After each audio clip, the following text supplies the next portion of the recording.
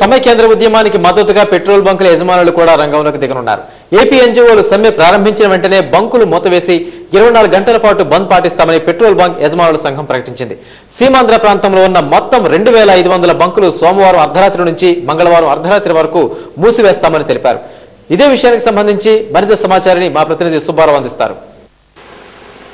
రాష్ట్రంలో సమైక్య ఆంధ్ర ఉద్యమాలు పెద్ద ఎత్తున సాగుతూ ఉన్నాయి.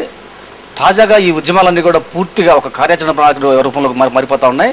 ఏపీ ఎన్జీఓలు ఈ నెల 12వ తేదీ అర్ధరాత్రి నుంచి పూర్తి స్థాయిలో సమ్మెకు బంద్కు పిలుపునివ్వడంతో ఈ బంద్కు సహకరించేందుకు సీమాంధ్ర ప్రాంతంలో ఉన్నటువంటి అనేక వాణిజ్య వ్యాపార వర్తక సంఘాలన్నీ కూడా పూర్తిగా రోడ్డు మీదకి వస్తా ఉన్నాయి. ఈ కోవలోనే కృష్ణా గుంటూరుతో పాటుగా మిగిలినటువంటి అన్ని జిల్లాల పెట్రోల్ బంకు డీలర్స్ అసోసియేషన్ నాయకులంతా కూడా పెద్ద ఎత్తున తరలించి బయటకు సంఘీభావం ప్రకటిస్తున్నారు. ఈ నెల 12వ తేదీ అర్ధరాత్రి నుంచి 13వ తేదీ అర్ధరాత్రి వరకు అంటే దాదాపుగా 24 గంటల పాటు ఈ ప్రాంతంలో ఉన్నటువంటి దాదాపుగా 2500 పెట్రోల్ బంకులను పూర్తిగా మూసివేసి ఈ సమైక్యాంధ్ర ఉద్యమానికి పూర్తిగా సంఘీభావం ప్రకటిస్తున్నారు.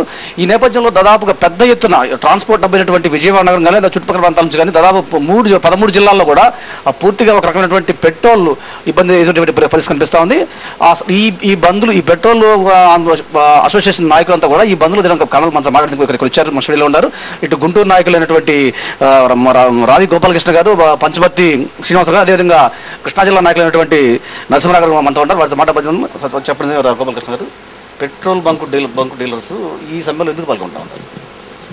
రాష్ట్రాన్ని సమైక్యంగా ఉంచాలనే ప్రజల నుంచి వచ్చిన ఉద్యమాన్ని, అట్లాగే ఉద్యోగులు, విద్యార్థులు, రైతులు ప్రతి ఒక్కళ్ళు కూడా ఈ ఉద్యమంలో పాల్గొంటున్న సందర్భంగా మేము కూడా వాళ్ళకు సంఘీభావం తెలియజేద్దామనే ఉద్దేశంతో మేము ఈ బంద్కు పిలిపివ్వడం జరిగింది. దాదాపుగా మీరు పెద్ద ఎత్తున చేస్తున్నారు. ఎందుకంటే పెట్రోల్ డీలర్స్ అంటే దాదాపు ఎసెన్షియల్ కమోడిటీ, దాదాపు నిత్యావసరం ఖచ్చితంగా అవసరం అవుతుంది. మీరు సీమాంధ్ర ప్రాంతంలో దాదాపుగా 2800 షాపులు ఉన్నాయి, పెట్రోల్ బంకులు ఉన్నాయి. ఇవన్నీ కూడా మూసేస్తే ప్రజలకు ఇబ్బంది. ప్రజలకంటే మేము అందుకనే దాదాపు 2 రోజుల ముందుగానే మేము మా కార్యాచరణని వినియోగదారులకి తెలియజేయడం కోసం మీడియా ద్వారా మేము తెలియజెప్పాం. ముందుగానే ఏదైనా అవసరాలు ఉంటే వాళ్ళ ట్యాంకులు నింపుకోవాల్సిందిగా ముందుగా మేము మీడియా ద్వారా అందరికీ తెలియజేయడం జరిగింది. అట్లాగే మా ముఖ్య ఉద్దేశం ఒకటే, ఇక్కడ ప్రజల్లోంచి వచ్చిన ఆందోళన ఇది.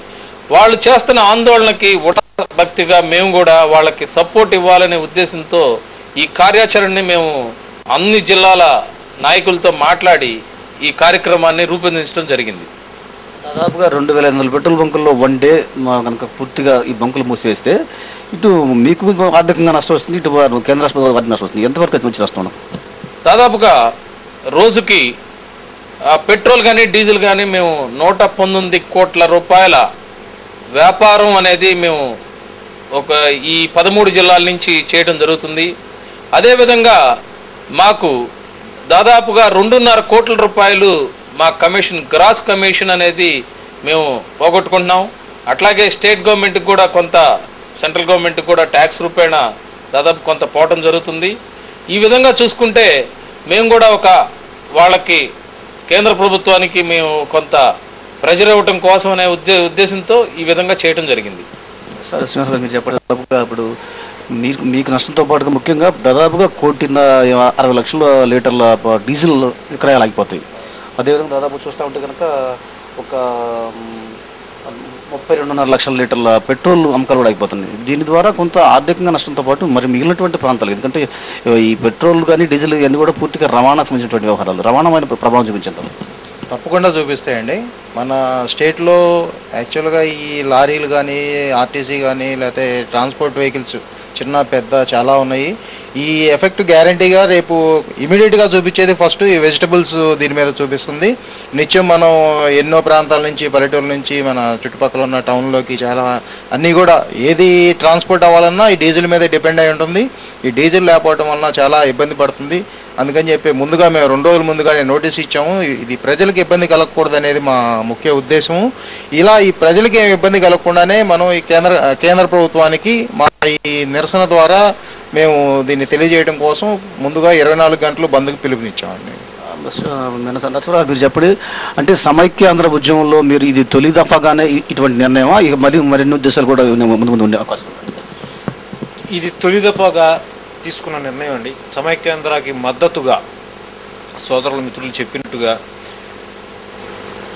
ఎంత ప్రజలకు ఇబ్బందికరంగా ఉండకూడదు అనే ఉద్దేశంతో ముందుగానే వారికి తెలియజేసి పెట్రోల్ బంకులన్నింటిలో కూడా డిస్ప్లే పెట్టాము, బోర్డ్స్ అన్నీ కూడా.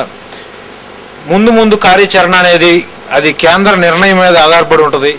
సమైక్యంగా ఉండాలనేది వారు ఇన్ని కోట్ల రూపాయలు కేంద్ర గవర్నమెంట్ అవని, రాష్ట్ర ప్రభుత్వం అవని, అట్లాగే మేము కానీ, అట్లాగే ట్రక్ ట్రాన్స్పోర్టర్స్ కూడా సుమారు 11 కోట్ల రూపాయలు వాళ్ళకు వచ్చేదే తక్కువ కిరాయిలు, దాంట్లో వాళ్ళు 11 కోట్ల రూపాయలు నష్టపోయి అయినా కూడా వాళ్ళు ముందుకు వచ్చి మాతో పాటు సంఘీభావం తెలిపి మేమందరం కలిసి ఎన్జిఓస్ సంఘీభావం కలిపి ఎన్జిఓస్ అందరూ ప్రతి ఒక్కరు విద్యార్థులు అందరూ కలిపి సమైక్యంగా ఉండటానికి మద్దతు తెలుపుతున్నాం. కనుక కేంద్ర ప్రభుత్వం దిగి వచ్చి ఇప్పటికైనా ఇన్ని కోట్ల రూపాయలు గవర్నమెంట్కి నష్టం వాటినది కాబట్టి ఒక్కసారి ఆలోచన చేసి వాళ్ళు తీసుకున్న నిర్ణయాన్ని వెనక్కి తీసుకోవాల్సిందిగా కోరుచున్నాము.